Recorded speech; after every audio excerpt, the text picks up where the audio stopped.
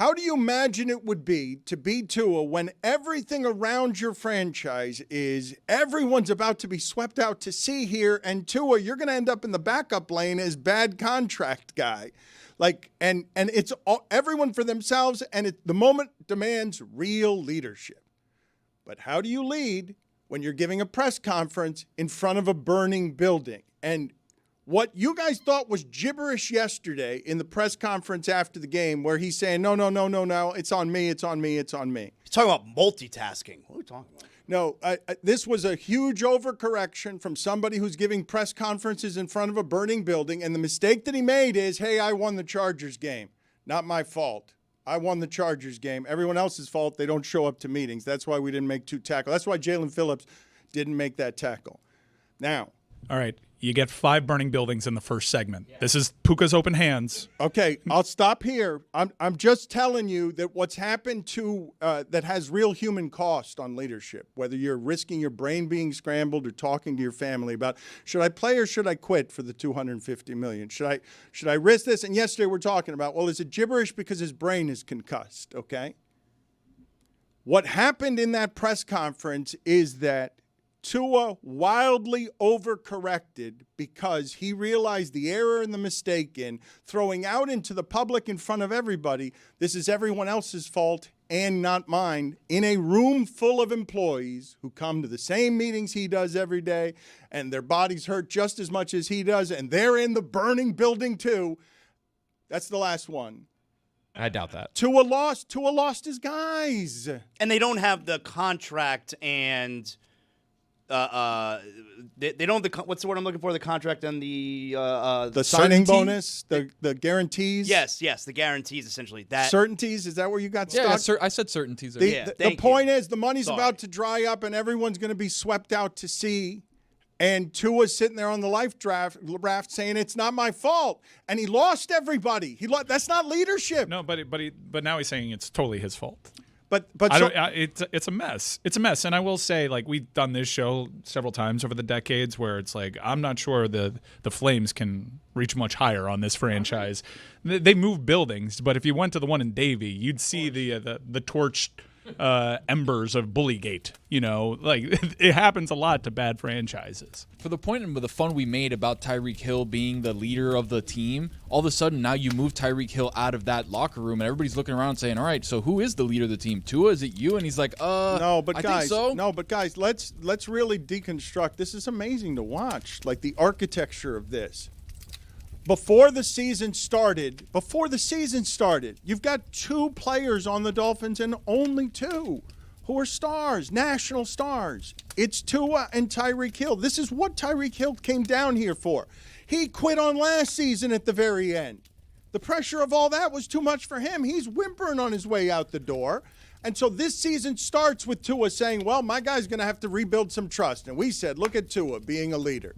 All right. It's a little easier to do when you got the guaranteed money, and it's also very hard for you to do when you're risking your brain in a way that others aren't because you care as well. But now the noise starts. The Zaslows are firing your coach every week. Everything is pulsating in the city, and Greg Cody is a month late to the opinion these guys all suck. No one can lead them. And the truth is, of course no one can lead them. Who the hell could? At this point, it's tethered to nothing. They're all being swept out to sea, getting demotions on what were their careers. Everybody at the top of the franchise. Like, there is no one to salvage them. There's no future hope pick who would be Jalen Waddle. But I want to talk to you guys about the specifics of he walks back into the room without knowing that he's broken it. He walks back in after that Chargers game. Wasn't me. I saved us at the end. Like, Zaz, like, that's how that climbs. And it just engulfed him. Tua will have a hard time bringing the career back from the ashes of this punctuation. Is that what he's talking about, where in the nonsense post-game press conference where he's talking about, I'm trying to bring guys with me, and like that, when you put it that way, it sounds like a guy who is trying to get people to come with him, but he's having a hard time. The Miami Dolphins are a giant business in the middle of our city, and it makes money for a lot of people. These guys are the stars locally. They haven't deserved it. The franchise hasn't earned it the last 25 years. They're a laughing stock. Generation after generation, the only thing that's the same always is the owner, except he desecrated everything that Joe Robbie and Huizenga did before him. Like, that's his great shame at the end of his life. Makes a lot of money, but is a loser. Makes a good stadium, brings F1 down here, but is a professional sports loser. Could never hire the right Can football make person. money, but not wins. Hell of a stadium. I mean, that franchise It's a value. good game day experience. Oh, it's a great stadium. No venue in the world like it. Yeah. Playing the conga now on third downs Well, Yeah, well, for UM games. that's a problem. yeah. How could Tua, though, be so bad at the leadership aspect of this? Dan, he's not in his second year. It can't be led. He's in his sixth What year. I'm telling you is it can't be led. Look, Mike is old enough to know. This is why I was laughing about the making of calls. It used to Adam Old Ga- enough to know? Oh He's my old God, enough to he's know. old. I see his God, grades. he's old. Oh my God, he's old. How do you introduce yourself on the So call? old. Do you say, is this columnist emeritus? Dan Le Batard? I blow the cobwebs off a landline. Is that why he's wearing that hat? What's under You there, better buddy? be going somewhere after 40, pal. I need you to explain this one to me real quick. He's old enough to know Adam Gase came over to the Clevelander at one time when coaches to come kiss the media ring of how information gets brokered to protect your jobs. Oh, it's an Adam Gase reference. We're good. The Dolphins don't have a thing other than Hill and Tua and McDaniel. That's their face to the league. Right, but look, I don't know if it's a leadership problem that's plagued this franchise since the turn of the century, but they had Bill Parcells and Nick Saban at the helm. Those guys reputed to be really good leaders. Sometimes it's the dudes on the field. Okay, but it could also be as simple as Saban would still be the coach here over all of these years, and we wouldn't have had any of these bozos because he selected Drew Brees and made Drew Brees what Sean made Drew Brees and never left Miami for Alabama because he loved it so much here. That was a doctor's decision that kept Saban from loving Miami because instead of 6-8 or 6-10, he was going to be able to be 10-6 every year.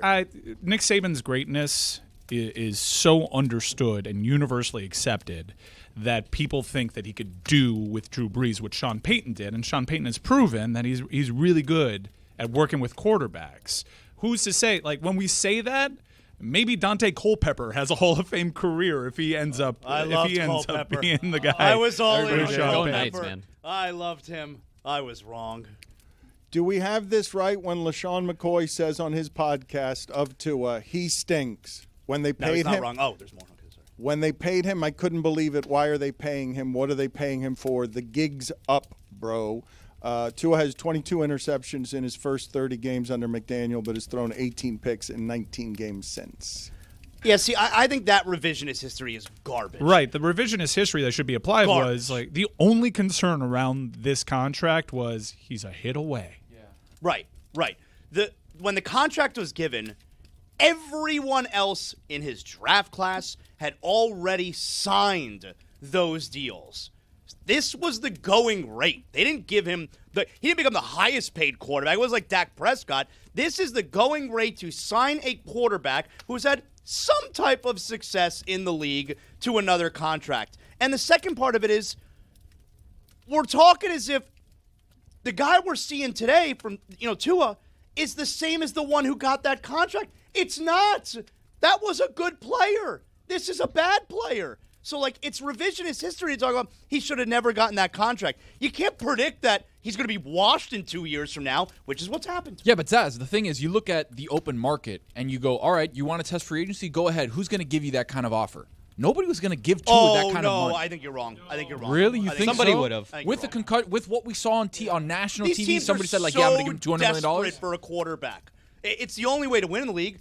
One of the 32 teams out there is desperate enough to sign a guy who just came off of being the most passing yards in the NFL. Absolutely. Do you guys not sort of realize that the trilogy in this is it is without precedent in the market where everyone in the same half season gets swept out to sea? Like, what will be left here? We just saw Tua's punctuation. He verbalized it, and he goes down in the flames now as well. In half a season, we will turn to the Dolphins and be like, who leads them? Who do you care about on this team? Who goes into the next incarnation? Waddle and Achane? Like, what if they left here? It's all going to be embers. They went all in on, we're going to get Tyreek Hill. We're going to get Chubb. We're close to the Chiefs. We're right there. We're We got there. one of their guys over here. Guys. I'll be honest. I'm surprised that they're not taking calls on Jalen Waddle. They should. Like, that contract looks like it sucks now, all right? And he's not a bad wide receiver. He's fine, but that contract sucks. He's a great number 3. Big Dog was saying today he wouldn't even take a 1 for him. You mean Joe Rose said he would turn down a first-round pick. So for Waddle. he wouldn't trade him. He's is what like, it would saying. have to be like a top 5 pick for me to say yes to that. What? I think Is you he heard that insane? wrong. I don't even believe you. No, I can't. I'm with you, Zaz. I think you heard that wrong. Yes. That doesn't make sense. Might be time if that's Joe's take. I think you. Why are you making things up this morning, Chris? I'm not. I he's was not. listening. Listen to me. Big Dog wants a protected fish. Chris Cody loves Joe Rose, will always love Joe Rose. He comes in, barrels in every day saying this is what the Big Dog said. I don't know why the Big Dog has him on a leash, but Chris Cody didn't just have his own opinion there. As a lifelong Dolphin fan, no. He's going to recycle the Big Dogs. Let's just make sure we're clear on what Chris is saying that Joe Rose said. He would only trade Jalen Waddle for a top 5 pick. His first take was there's 3 guys on this team you keep. Paul, Achane, and Waddle. Who's Paul's Paul? the second-round left tackle. No. That's a good pick. The Dolphins last year, second-round pick, left tackle, Patrick Paul. He seems like he's going to be legit. I had no idea what his first or last name was. Patrick Paul. He's supposedly a good left tackle. So he's like, those are the 3 guys. on, you guys. And then his producer started pushing Supposedly. First one he went with was Paul. Patrick Paul. No, Dolphin look, fans know Paul. Tony playing. Chris, you are doing the correct You guys are thing showing your there. ass here if Not- you guys don't know who Chris- Patrick Paul Say is. him third. Chris, it's not what I'm doing. He's like their number 1. I would say he's the most keepable. That's on his blind side, though, to a lefty. Yeah. It's true. Not as valuable. Go ahead. Chris, I understand your defensive posture. You are correct. Paul. Paul, Achane, and Waddle. Listen. You go Achane Waddle. A law firm. Okay, listen. Chris, I'm just going to explain something to you real quick, just on what's happening behind you right now, okay? I understand that you are correct that Paul is indeed a redeemable Dolphin, one of 3 they have on a roster that has 50 more of those. And then Hollywood But pushes so- back. What about no, you got to no, give up just Waddle? Let me just finish for a second, Chris. Well, I kind of want to hear what Hollywood thinks. I'm pretty sure that Tony and Mike are only laughing at you because they think that you've just identified some guy named Paul that they've got playing left tackle who they just assume is just they've got to keep Waddle, they got to keep nobody else, and just that guy Paul. Paul, he's there. Yeah. Like, No, we're the butt of the joke. I had no idea who you were talking Paul, about. the guy it's who just makes the smoothies, Some right? dude named Paul. First name or last name? Patrick Paul, left tackle, second-round pick last season. You're correct, but the big dog is in your dreams right now when he says the big dog tells you on the way in, and of course this is lunacy what he's saying. Big dog, you've seen wide receivers. Come on, big dog. Waddle is not a number 1. He's a nice number 2, and it is now a terrible contract added to the pile of $895 million of those that Chris Greer gives on the way out the door as be careful how you fire the black man. Brian Flores has a lawsuit in town, and I'm sorry I stepped on the joke yesterday that said that the Dolphins would be firing consecutive black coaches. good job, Dan. I think a lot of the audience probably doesn't still know that Mike McDaniel is black. Get out of here with that. I don't think you're qualified. Hold on a minute. Get out of It's here. been 3 years. Everybody not the should one to know, say it. right? Get out of here. I'll say it right now. Get out of here with that. Be careful. Mike Roy? McDaniel. Be careful, Mike McDaniel. What are you talking about? I don't think you're qualified to be. I don't think you're the qualified. This is not a place I'd put you as judge, but you have said you're a race expert. Race war experts. I mean, Gonna start one. You know what? I don't think I am. Mike McDaniel. is that crackling I hear? Do we Cozy, think right? that this is more of a blaze or an inferno around the Dolphins? Like if we were to try to categorize this fire, blaze, inferno. Or just a warm fire in the living room. No, at Tyreek's house, behind Mike, right there. The picture of Tyreek's house when it did catch fire. Do you think Tyreek watches the Dolphin games? That's a great question. Put it on the poll at Le Batard Show. Do you think Tyreek watches the Dolphins Gotta games? go no. Yes or no? Well, but I wonder if you've broken your leg in the name of this cause, and like I'm saying to you, he couldn't be the leader. He couldn't be the captain. Remember these conversations we were having before the season? Tyreek Hill cannot be the leader of this team. How was everybody right about these Dolphins that when they said, whatever, soft, not made for this, not led by anybody, really? Tyreek Hill comes, gets his stardom. Everyone knows, oh, the whole thing works only if he's faster than everyone else. That's where it works best, all of it. Tua gets his money, and a room full of people who haven't. Tua says, their fault, not mine. And that's a giant business in Miami. And to see it go up in flames like this, I can say, I think historically, 50 years in, there's never been anything like it. There's never, where your GM is the GM that has the longest stretch of never winning a playoff game, and you're just recycling through coaches, and all of them stumble at the finish line, all of them since Saban, and your organization is bad for a quarter century. When all the rules legislate that everything should be equal, your team is the worst. If only the Jets didn't exist.